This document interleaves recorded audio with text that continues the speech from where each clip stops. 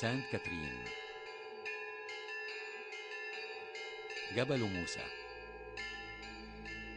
طبيعة خلابة ودير أثري،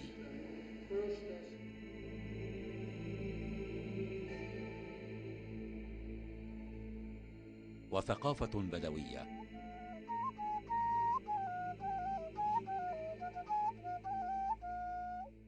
كل هذا أثر عقل ووجدان عاطف عبد اللطيف منذ أكثر من 21 عاما، وظل هذا الباحث عن التراث يسعى بكل الطرق كي يحافظ على هذه البقعة النادرة الخالصة من أرض مصر. وبعد أن بحث ودقق في سبل معيشة السكان الأصليين للمنطقة، حاول عاطف عبد اللطيف جذب انتباه العالم لأهمية سانت كاترين. ومن ضمن الذين استجابوا لندائه الأمير تشارلز، الذي أسس بعد زيارته لسانت كاترين جمعية خيرية تعمل على صيانة الدير. وفي عام 2002 دخل دير سانت كاترين والمنطقة المحيطة به في قائمة اليونسكو للتراث العالمي. وعلى مر السنين لم يكتفي عاشق سانت كاترين بالعمل على تنمية المنطقة والحفاظ على تراثها فحسب، بل داوم العمل على تقوية علاقته بمنظمة اليونسكو وجمعية حماية المتاحف والآثار وعدد كبير من المنظمات والجمعيات الدولية، من أجل عقد مؤتمر يضم خبراء السياحة الدينية والآثار، وذلك لإنقاذ الدير ووضع سياسات تضمن حماية وصيانة المنطقة ككل. وبالفعل تحول حلم عاطف عبد اللطيف إلى حقيقة على أرض الواقع.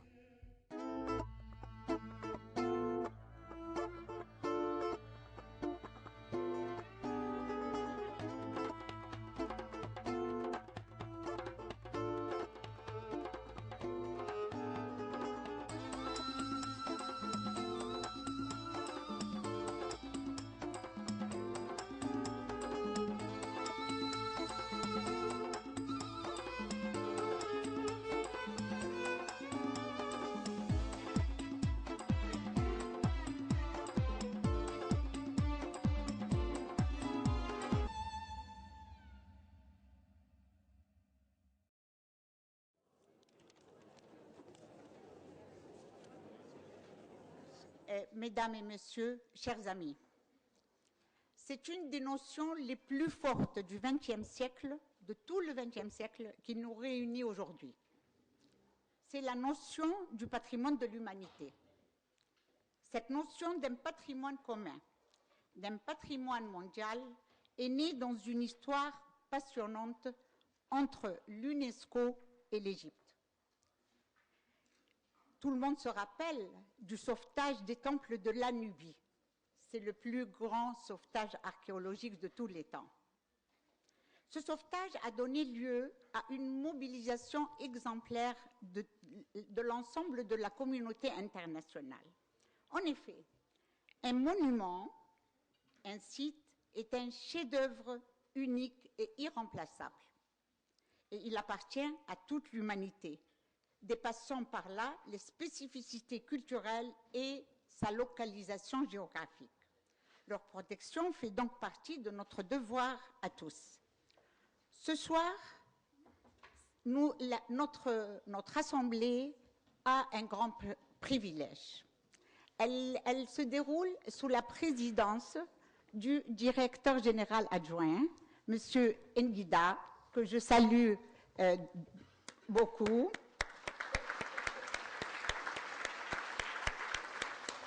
Ce soir, c'est autour d'un autre site exceptionnel en Égypte du patrimoine mondial que nous nous réunissons. Il s'agit du site de Sainte Catherine au Sinaï. Notre conférence de ce soir est placée sous le signe du partenariat, puisque aussi bien dans l'audience que sur la tribune sont représentés les principaux partenaires de l'UNESCO pour la protection du patrimoine. Tout d'abord, les États membres. Ils sont hautement représentés puisque nous avons le plaisir d'avoir avec nous environ entre 30 et 40 ambassadeurs dans la salle. Le représentant du ministre de la Culture de la France est également présent parmi nous.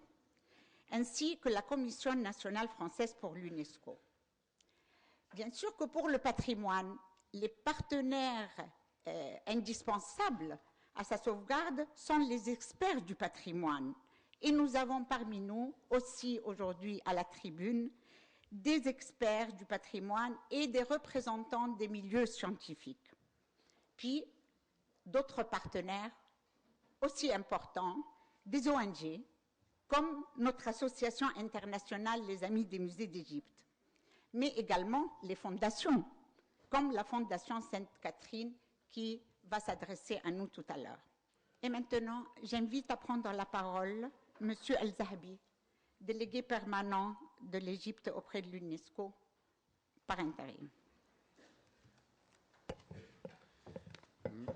Merci, Madame Ramzi.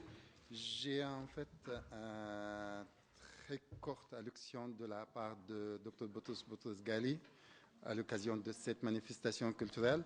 Moi, je voudrais juste signaler en fait qu'il y a, vous pouvez utiliser en fait, il y a une interprétation en 3 langues, l'arabe, le français et l'anglais.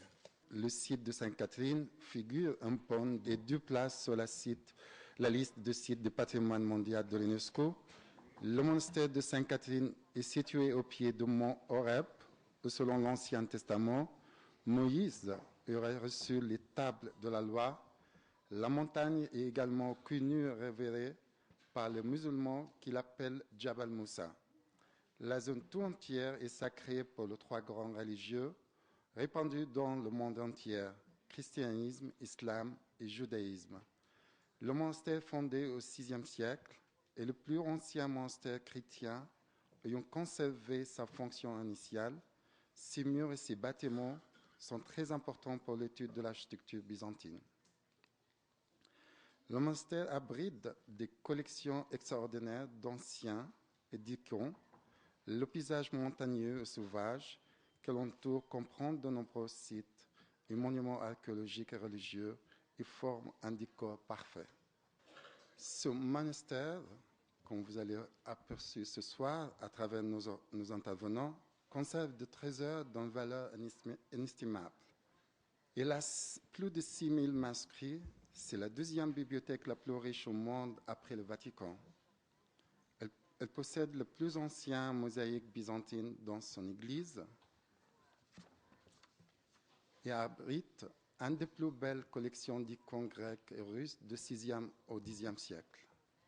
À tous ces titres, le monastère de Sainte-Catherine et son site ont été inscrits sur la liste du patrimoine mondial de l'UNESCO en 2002. Héritier de pèlerins du Moyen-Orient, du Moyen-Âge, chaque jour et chaque soir, tout le matin, des touristes, des visiteurs de tous les horizons, de toutes les religions, de toutes cultures, convergent du monde entier pour visiter en plein désert la grande tradition monastique orthodoxe de Sainte-Catherine. Nous sommes très honoreux de votre présence parmi nous ce soir et je vous souhaite une très agréable soirée. Je vous remercie de votre attention.